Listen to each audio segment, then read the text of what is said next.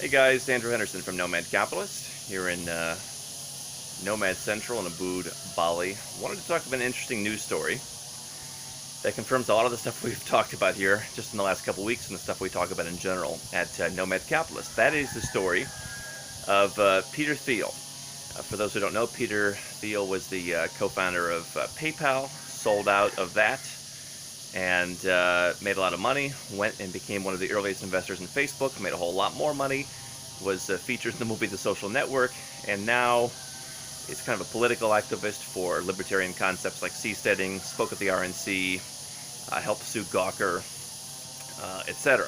Interesting guy, worth a couple $1 billion. And Peter Thiel just came out, has a second passport, another second passport.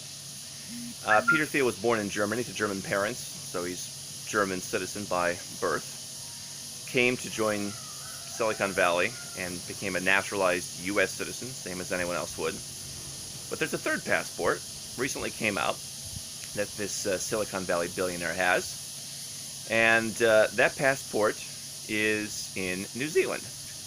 Now, we talked on a video a couple weeks ago on how to create bolt holes. And I said that a lot of folks are increasingly going to the southern hemisphere, and among the world's rich, New Zealand is the prime choice of a place to go and buy up a property that you can escape to when the rest of the world is rioting and chaos and nuclear war or whatever else.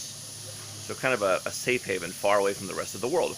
And apparently a lot of Silicon Valley folks are increasingly interested in this because they think that all the creation of artificial intelligence is going to kill off a bunch of jobs, and everyone's going to hate them, and they're all going to hunt them down with pitchforks, and so they want to escape to two tiny islands in the South Pacific. So Peter Thiel has a bolt hole in New Zealand, paid I think about $10 million for it. And the press went and did some research and said, well, this bolt hole is in a sensitive land area, so why can he, a foreigner, be able to buy it? Turns out they said, okay, well, there's a process for foreigners to apply to be able to buy sensitive lands, but he didn't do that. And by going through that process, they discovered, no, he was naturalized New Zealand citizen in 2011. And so the question is now circulating, well, how did that happen?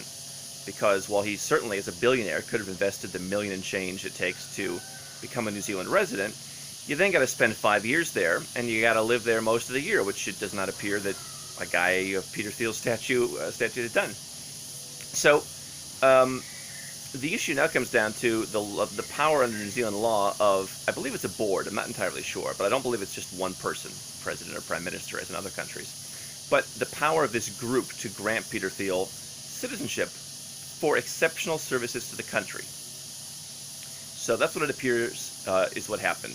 That the group that's able to naturalize anyone they want, that's able to bypass the naturalization laws, got together and for whatever reason said, hey, Peter Thiel should be a New Zealand citizen, let's make him a New Zealand citizen.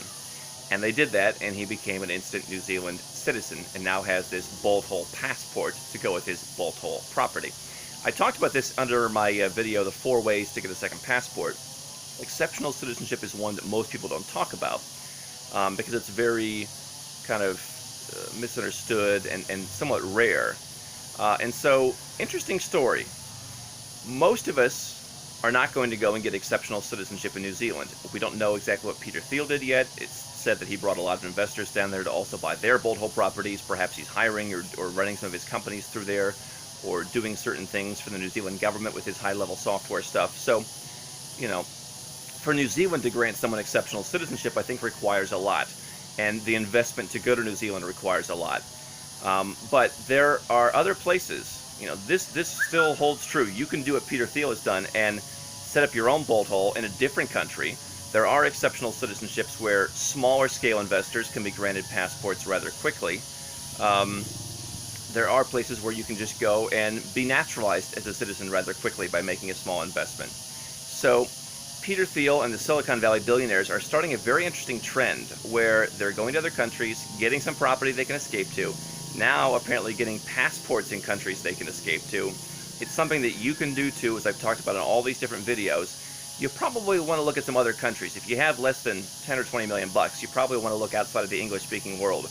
But there are countries in Eastern Europe, there are countries in South America that are looking for people like you, just as New Zealand would love to have Peter Thiel and Silicon Valley billionaires going down There are other smaller countries that are trying to kickstart their own Silicon Valleys, trying to kickstart their own economies, trying to kickstart their own development in different sectors. They'd love to have someone with your kind of experience, potentially, to go and buy up some land, hire a few people, do something for the country, and just maybe that can get you a passport. Great story from Peter Thiel to see all the different aspects of what we talk about at Nomad Capitalist now coming into the mainstream for the world's rich. And the best part is we talk here about, of course, how you can do it too.